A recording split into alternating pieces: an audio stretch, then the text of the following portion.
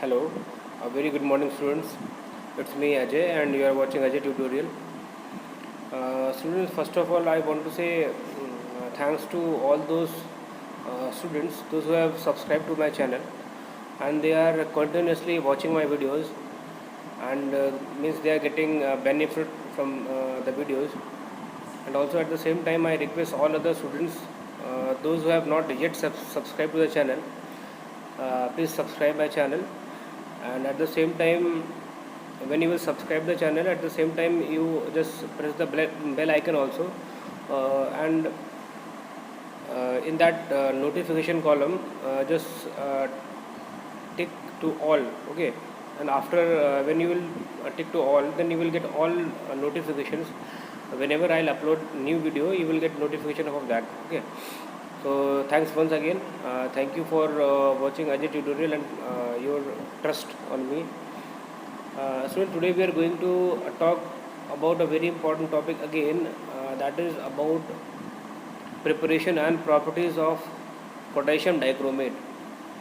Potassium dichromate, the formula of potassium dichromate is K2Cr2O7. K2Cr2O7. Okay, this is known as potassium dichromate. So student, today we have to study preparation and properties of this. How potassium dichromate can be prepared. First of all, student, you must know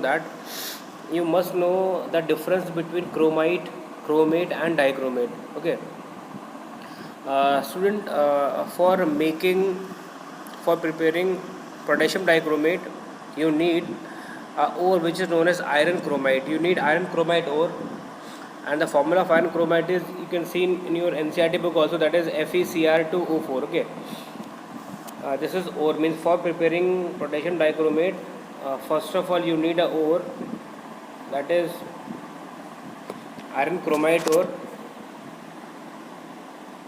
FeCr2O4. This ore you need, this is iron chromate. Okay, or you can say that this is starting material. First of all, you will use this, you will make sodium chromate, and then dichromate, and then potassium dichromate.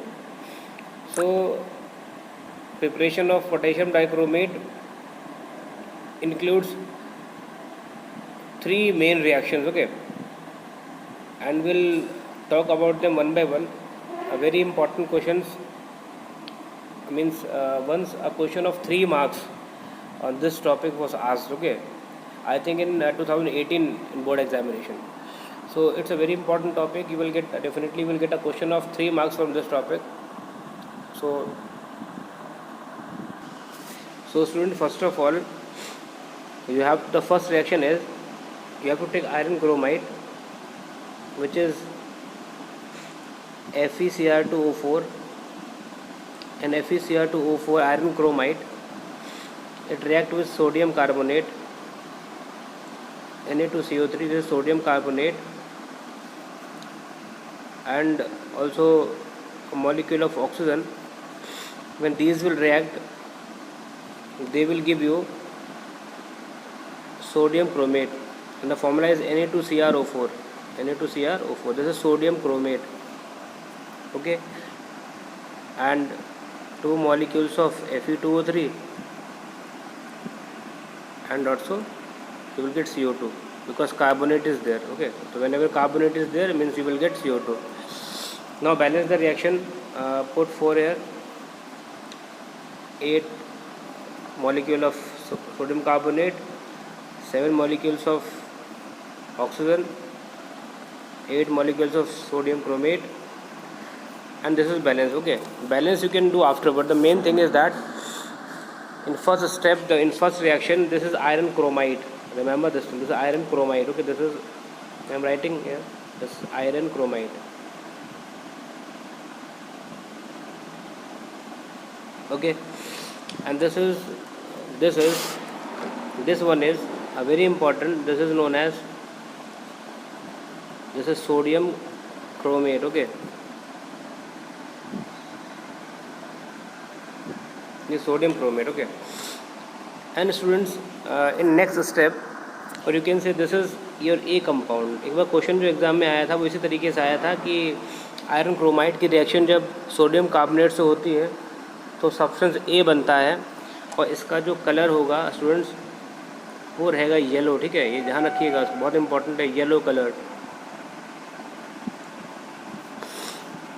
Yellow colour solution आपको मिलेगा। ठीक है, इसके बाद में अब क्या करेंगे हम सेकेंड रिएक्शन में, ये जो अपना सोडियम क्रोमेट था इसे ले लेंगे Na2CrO4 और इसकी रिएक्शन हम करवा लेंगे सल्फ्यूरिक एसिड से। बुक में H+ लिखा हुआ है, आप H+ लिख लीजिए, वरना पूरा मतलब H2SO4 भी लिख सकते हैं। और यहाँ पर आप लिख लेंगे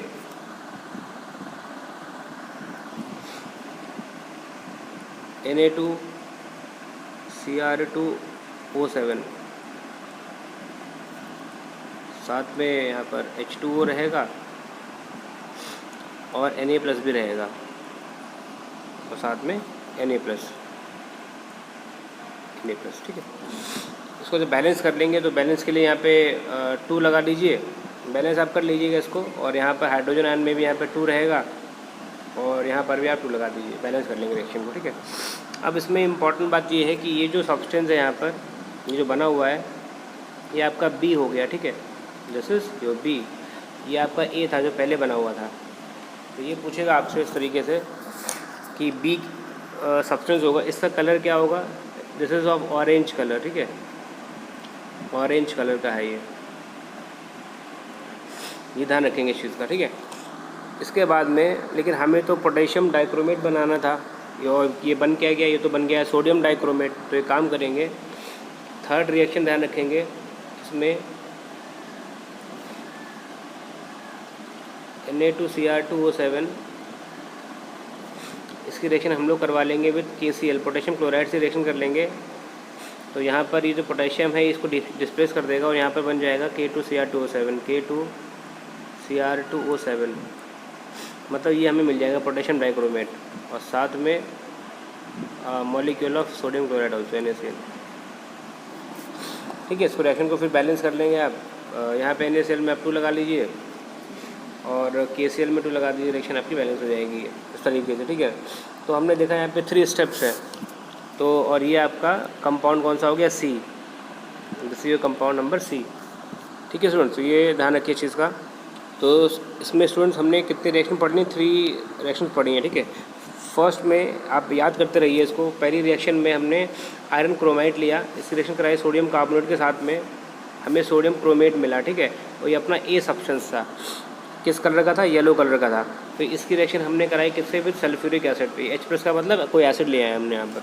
तो B कंपाउंड मिला, इसका क्या नाम है, इसका नाम है सोडियम डाइक्रोमेट, लिखा हुआ नहीं, आप लिख लीजिए, इसका नाम है this is sodium dichromate.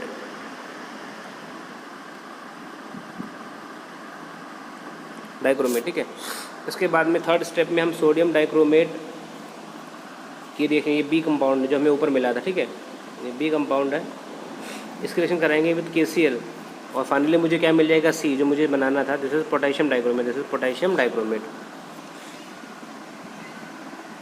Potassium dichromate. ठीक है, तो there are 3 reactions which involve preparation of potassium dichromate. इसके बाद में अब हम प्रॉपर्टीज़ की बात करेंगे स्टूडेंट्स। अब स्टूडेंट्स पहले तो ये समझ लीजिए कि अगर ऐसे लिखा हुआ है Na2CrO4, ठीक है, Na2CrO4 इसको हम कहते हैं दिस इज सोडियम क्रोमेट, ठीक है, तो सोडियम क्रोमेट। अगर लिखा हुआ है Na2Cr2O7 इसे कहा जाता है सोडियम डाइक्रोमेट, सोडियम डाइक्रोमेट।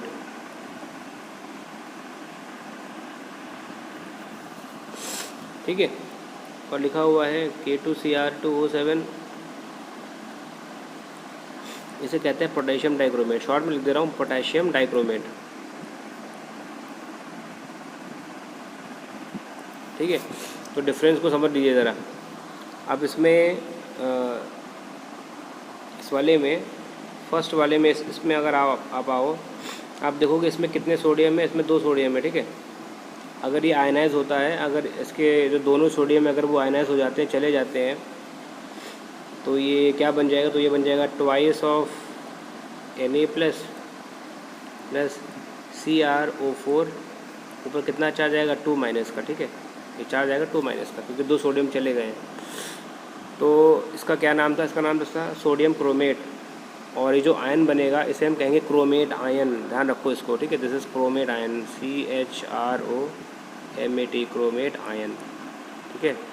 और जो क्रोमेट आयन होता है, इसका जो कलर होता है स्टूडेंट कैसा होगा, येलो कलर, ध्यान रखो, ये बहुत इंपॉर्टेंट है, पूछा भी जाता है। येलो कैसा होगा, येलो कलर होगा, ठीक है। अब स्टूडेंट्स जैसे Na2Cr2O7 लिखा हुआ है, इसको बोलते हैं सोडियम डाइक्रोमेट। क्या बोलते हैं, सोडियम डाइक्रोमेट, ठीक है। और K2Cr2O7 ये हो गया पोटेशियम डाइक्रोमेट, ठीक है। इसमें कितने सोडियम है, 2 सोडियम है। अगर ये आयनाइज होता है तो क्या देगा आपको, ये 2Na प्लस, ठीक है। और क्या मिलेगा, Cr2O7, और कितना चार्ज आएगा ऊपर, 2 माइनस का चार्ज आएगा, ठीक है। 2 माइनस का चार्ज आएगा। इसमें क्या होगा, इस तरफ इसमें भी सेम वही है, कितने पोटेशियम है, 2 पोटेशियम है, तो क्या बन जाएगा, 2K प्लस Cr2O7 2 माइनस, ठीक है। तो ये दोनों इन दोनों को हम क्या बोलते हैं, इनको बोलते हैं डाइक्रोमेट आयन। क्या बोलते हैं, डाइक्रोमेट आयन। और इनका जो कलर होता है दोनों आयन्स का, वो रहता है ऑरेंज कलर, ठीक है, ध्यान रखेंगे। यहाँ तक याद कर लीजिए, नोट कर लीजिए चीज़ों को कि कैसे प्रिपेयर करेंगे पोटेशियम डाइक्रोमेट। 3 रिएक्शंस है उसमें, और ठीक है, डाइक्रोमेट आयन का फॉर्मूला क्या होता है, तो क्रोमेट आयन। और स्टूडेंट्स और इम्पॉर्टेंट बात ये है कि इसमें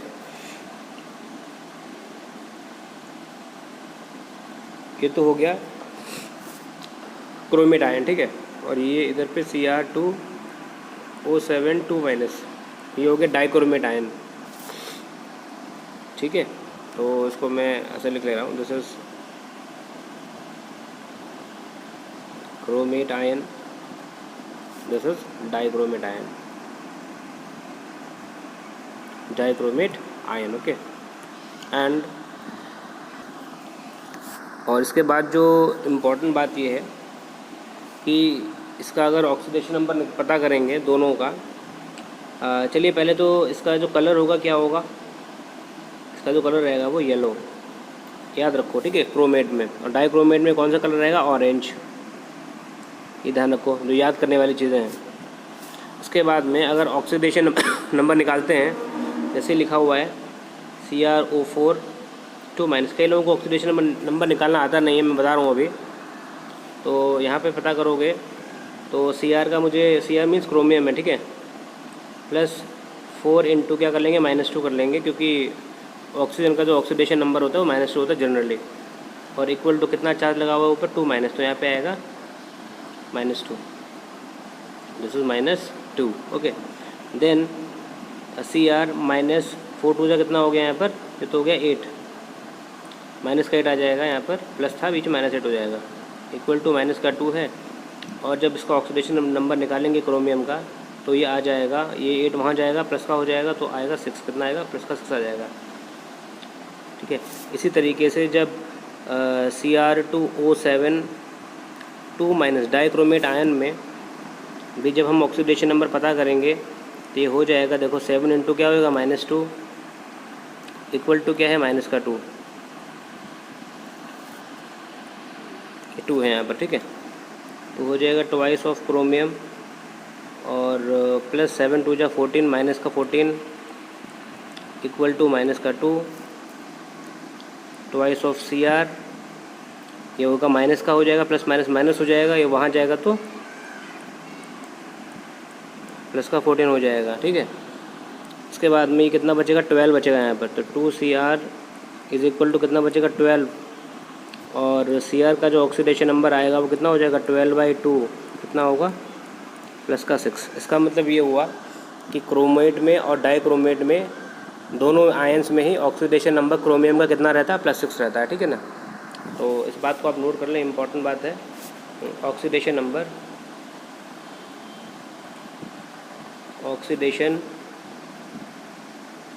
number of chromium in chromate and dichromate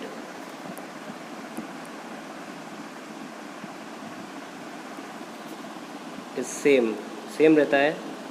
कितना रहता है +6 रहता है, ठीक है। और रही बात इसके स्ट्रक्चर की, तो स्टूडेंट बुक में एनसीईआरटी में कुछ और बना हुआ है, वो भी आप बना सकते हैं, सही है। लेकिन वास्तव में जब इसका एक्चुअल स्ट्रक्चर आप देखेंगे नेट पे भी जब आप सर्च करेंगे इमेजेस में, तो अब जैसे ये तो हो गया Cr, दोनों में ऑक्सीडेशन नंबर कितना है 6 है। इसका मतलब यहाँ पर कितने बॉन्ड बनेंगे 6 बॉन्ड बनेंगे, ठीक है। क्रोमियम कितने बॉन्ड बनाएगा 6 बॉन्ड बनाएगा। तो यहाँ पर ये O बन गया, डबल बॉन्ड ये हो गया, ये हो गया और ये हो गया। यहाँ पे माइनस का, यहाँ पे माइनस का, ये तो इसका स्ट्रक्चर हो गया। CrO4 और 2 माइनस के ऑक्सीजन है, इसका स्ट्रक्चर हो गया, ठीक है। क्रोमेट का है, दिस इज क्रोमेट। अच्छा डाइक्रोमेट में क्या रहेगा, डाइक्रोमेट वाले क्वेश्चन में इसमें स्ट्रक्चर में 2 क्रोमियम के एटम्स होंगे, एक बना लेंगे इस तरफ क्रोमियम का एटम, एक बना लेंगे क्रोमियम का एटम यहाँ पर, बीच में लगा देंगे ऑक्सीजन, ठीक है। और इसमें भी बॉन्ड बनने हैं 6, तो double bond O, single bond O, charge minus का, डबल बॉन्ड O और सिंगल बॉन्ड O, चार्ज रहेगा माइनस का, ठीक है। तो ये दोनों का स्ट्रक्चर है, बुक में बना हुआ है सिंगल बॉन्ड करके, लेकिन वास्तव में एक्चुअल स्ट्रक्चर जो सही है वो इस तरह का होना चाहिए, क्योंकि दोनों का ऑक्सीडेशन नंबर 6 है और ये लोग 6 बॉन्ड्स बनाएंगे। इसका जो कलर है वो कौन सा कलर है बेटा, इसका ऑरेंज, याद रखेंगे इसको। ये डाइक्रोमेट आयन है, ये क्रोमेट है, कौन सा कलर है इसका, येलो कलर है। तो उनके स्ट्रक्चर को ध्यान रखेंगे आप, ठीक है। उसके बाद में दोनों ही चाहे क्रोमेट हो और चाहे डाइक्रोमेट हो, ये दोनों कैसे होते हैं, दे आर इंटर कन्वर्टेबल, ये दोनों आपस में चेंज भी हो सकते हैं। चेंज किस तरीके से होंगे वो हम देखेंगे। अब जैसे कि सपोज यहाँ पर ये CrO4 2 माइनस है, ठीक है। अगर मैं इसमें एसिड मिलाता हूँ तो ये कन्वर्ट हो जाएगा किसमें, Cr2O7 2 माइनस में, डाइक्रोमेट में कन्वर्ट हो जाएगा, ठीक है। और इसके अलावा अगर मेरे पास में Cr2O7 2 माइनस डाइक्रोमेट है और इसमें अगर मैं बेस मिलाऊंगा, हाइड्रोक्साइड आयन मिलाऊंगा, तो ये बदली हो जाएगा दोबारा से किसमें, क्रोमेट में। अंडरस्टूड। तो इसका मतलब क्रोमेट आयन को हम बदली कर सकते हैं डाइक्रोमेट में, और डाइक्रोमेट को बदली कर सकते हैं क्रोमेट में, ठीक है। ये रिएक्शन बैलेंस नहीं है अभी, आप बैलेंस करने के लिए आप इसका यहाँ पे वाटर लगा दीजिए, वाटर मॉलिक्यूल का यूज़ कर लेंगे। और अभी भी बैलेंस नहीं है तो आप कर लीजिए उसको बैलेंस, कोई ख़ास बात नहीं है इसमें। बैलेंस करने यहाँ पे 2 लगा दीजिए, H पे 2 लगा दीजिए, और बाकी मुझे लगता है बैलेंस हो गया, ठीक है। तो क्रोमेट और डाइक्रोमेट दोनों आपस में कैसे होते हैं, इंटर कन्वर्टेबल होते हैं। अगर क्रोमेट में एसिड मिलाएंगे तो बनेगा डाइक्रोमेट, डाइक्रोमेट में दोबारा से क्या मिला देंगे, बेस मिला देंगे, तो फिर मिल जाएगा हमें क्रोमेट, ठीक है।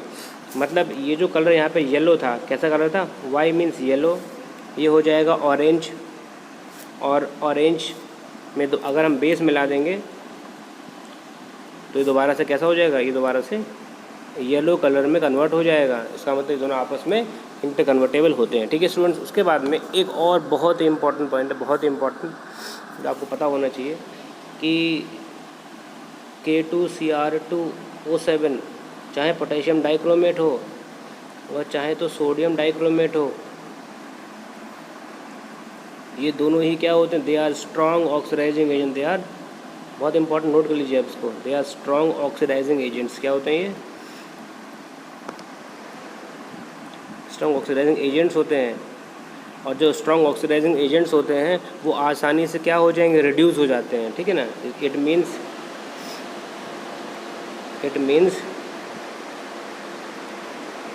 दे गेट्स रिड्यूस्ड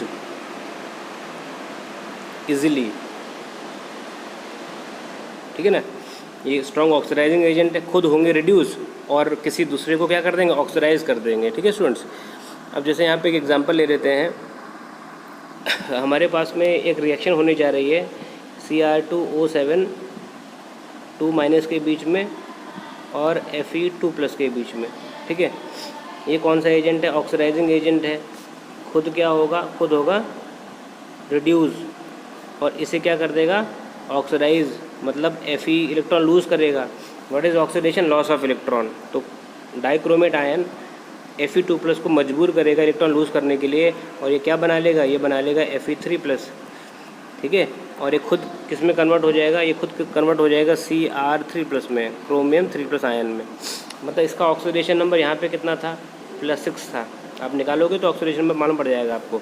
और यहाँ कितना हो गया, +3। तो आप देखोगे ऑक्सीडेशन नंबर क्या हो गया, ऑक्सीडेशन नंबर तो कम हो रहा है, +6 से कितना हो रहा ऑक्सीडेशन नंबर, +3 हो रहा है।